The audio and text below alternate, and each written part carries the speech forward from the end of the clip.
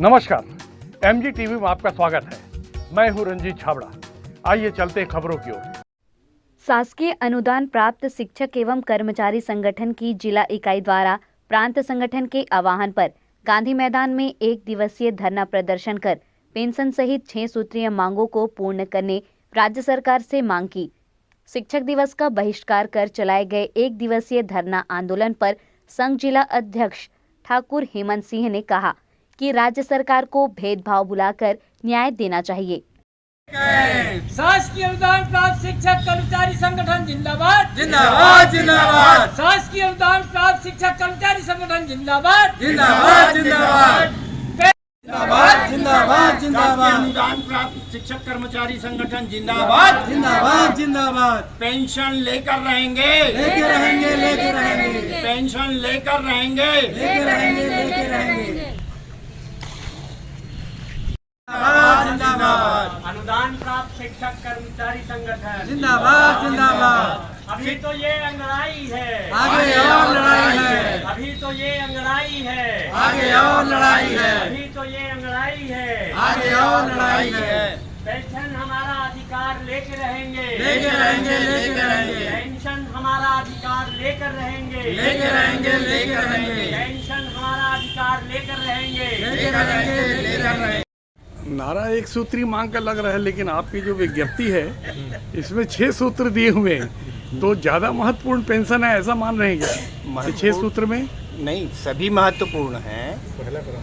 पहला मांग जो है हमारा पेंशन है, क्योंकि पेंशन का मांग हम आज 1978 से करते आ रहे हैं। 1978 से सेम एक्ट के तहत 1978 वेतन संदाय अधिनियम के तहत कॉलेज अनुदान प्राप्त कॉलेजों को दिया जा रहा है पेंशन, जबकि हमारे विद्यालय को इससे छोड़ दिया गया है और आज तक नहीं हुआ है।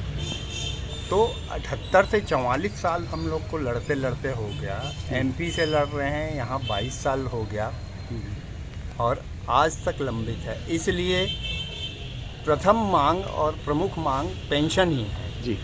इसके अलावा नहीं सर जी, हम पहली मांग के संबंध में हाँ। आपने जैसे बताया कि 45 साल से ज़्यादा हाँ लग गया। हाँ। आप अपनी मांग को कितना जायज़ मानते हैं?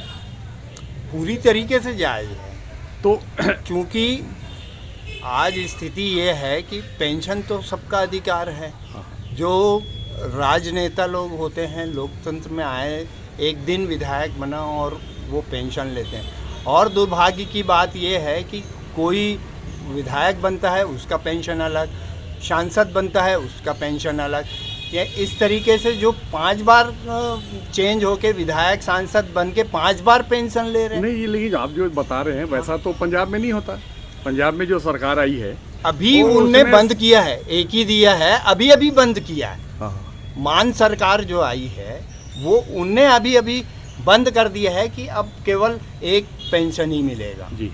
तो जिन ऐसा स्कूलों करके। में लेकिन आज भी अन्य प्रदेशों में तो इसी ढंग से चल रहा है जी, लेकिन आप 44 साल 45 साल 46 साल इंतजार करने के बजाय आप बताते हैं कि राजनेता चुनावी घोषणा पत्र में बहुत सारे वादे करते हैं और धोखा दे देते हैं। तो इस धोखे के विरुद्ध आपने 45 साल इंतजार करने के बजाय हाई कोर्ट में मामला डाल के 6 महीने में निराकरण हो जाता। उस रास्ते में आपके संगठन ने जाना क्यों जरूरी नहीं समझा?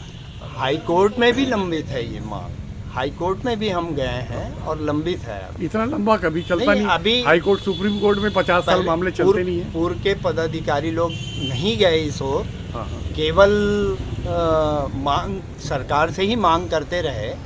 लेकिन अभी वर्तमान में हम लोग 1.5 साल से हमारा लंबित हाई कोर्ट में भी पड़ा हुआ है पेंशन के डिमांड। ये स्कूलों में आप बता रहे हैं 50 लाख 1 करोड़ तक अनुदान जाता है, तो उन स्थितियों में आप लोग को पेंशन देने में कहाँ पर बाधा आ रही है? कौन बाधा डाल रहा है? सरकार की मंशा होनी चाहिए बाकी पेंशन देने में, चूंकि इसी एक्ट के तहत कॉलेजों को पेंशन दिया जा रहा है और हमको नहीं दिया जा रहा है। ये दोहरी नीति सरकार की ही है ना।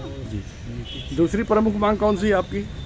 दूसरी ये है कि शिक्षक अनुदान संवर्ग को समतुल्य वेतनमान नहीं दिया जा रहा है, डायरेक्ट 7वें वेतनमान उनको दे दिया गया है।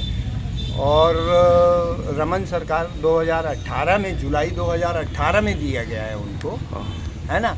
इससे पहले उनको समतुल्य वेतनमान, जिसको हम छठवां वेतनमान कहते हैं, उनसे अलग रखा गया है, उनके समान नहीं दिया गया है। तो उसकी भी डिमांड हमारा दूसरा है कि अनुदान संवर्ग के जो पंचायत के शिक्षाकर्मी थे, जो गवर्नमेंट के शिक्षाकर्मी थे, उनके समान इनको भी समतुल्य वेतनमान हमारे अनुदान प्राप्त शालाओं के शिक्षाकर्मियों को या शिक्षक अनुदान को भी मिलना चाहिए।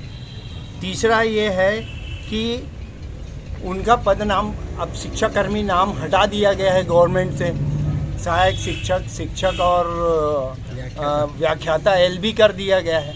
तो यही नाम हमारे में नहीं चल रहा है, हमको ये नाम भी दिया जाना चाहिए ना। आपने वेतन तो दे दिया 7वां वेतनमान, और ये नाम नहीं दिया है, पद नाम, जबकि उसमें 1 पैसा खर्च नहीं आया है, नाम बस परिवर्तन करना है ना। तो नाम परिवर्तन भी हमारा प्रमुख मांग है।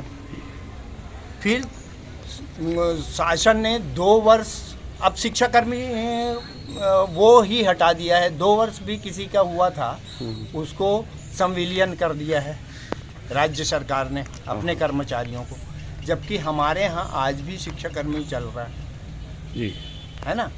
2 वर्ष वालों को हमारे यहाँ संविलियन नहीं किया गया है। तो ये चौथी मांग हमारी ये थी कि संविलियन किया जाए, जैसे 1/11/20 से राज्य सरकार अपने एम्प्लॉय के लिए किया था, वैसे ही हमको भी किया जाना चाहिए। ये नवीन भर्ती नियम जारी किया जाए, ये किस तरह की मांग है? हमारे भर्ती नियम ही नहीं बनाया है। नवीन भर्ती यानी वो भर्ती के लिए जो जब से ये हुआ है शिक्षाकर्मी और ये, तो नवीन भर्ती नियम ही उन लोग के लिए नहीं है, उनको पदोन्नति ही नहीं मिल रही है। 2014 से भर्ती पर लगे प्रतिबंध को हटाने की भी मांग है। हाँ, ये आखिरी मांग है कि हमारे शालाओं, जैसे मैं नूतन स्कूल का उदाहरण दूं, तो हमारे शाला में 31 पोस्ट सेंक्शन है हमारे शाला में, और आज के डेट में हम लोग 11 लोग हैं। 20 पोस्ट हमारे यहाँ खाली है। तो वो 20 पोस्ट की भर्ती करेगा तब तो शालाएँ चलेंगी जी। ऐसे में तो बहुत मुश्किल हो रहा है शाला चलाने में। ये एक्स्ट्रा जो वर्कलोड आप लोग के ऊपर बढ़ रहा है या बच्चों की पढ़ाई प्रभावित हो रही है? बच्चों की पढ़ाई भी प्रभावित होती है और हम लोग संख्या भी प्रभावित हो रही है, इसी कारण कि किसी भी स्कूल में अगर फुलफिल टीचर नहीं है तो उससे बच्चों की संख्या भी प्रभावित हो रही है जी।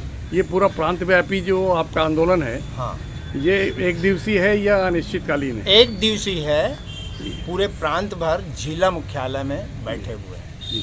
इसके पहले इस मांग को लेकर और कितनी बार बैठ चुके हैं? ये छत्तीसगढ़ अलग होने से हम लोग तो हर साल और 42 दिन का हड़ताल कर चुके हैं। हाँ।